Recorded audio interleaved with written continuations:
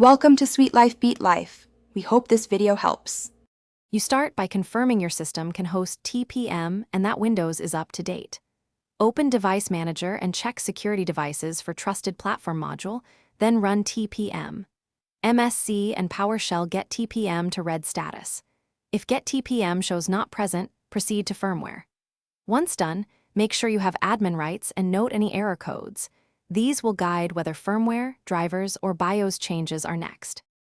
Next, reboot into BIOS or UEFI and navigate to Security or Advanced Settings to enable TPM, labeled Intel PTT or AMD FTPM on many boards.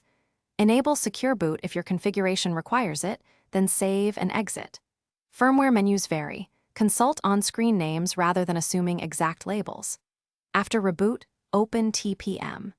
MSC and Device Manager again. If TPM appears but is not ready, initialize it in Windows Security. If it still fails, update firmware or chipset drivers and repeat.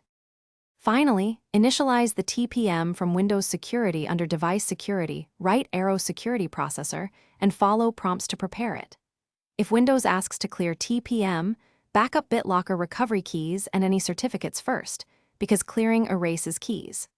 Once initialized, confirm status with Get TPM and Device Manager. If TPM cannot be found after these steps, update BIOS/UEFI and chipset.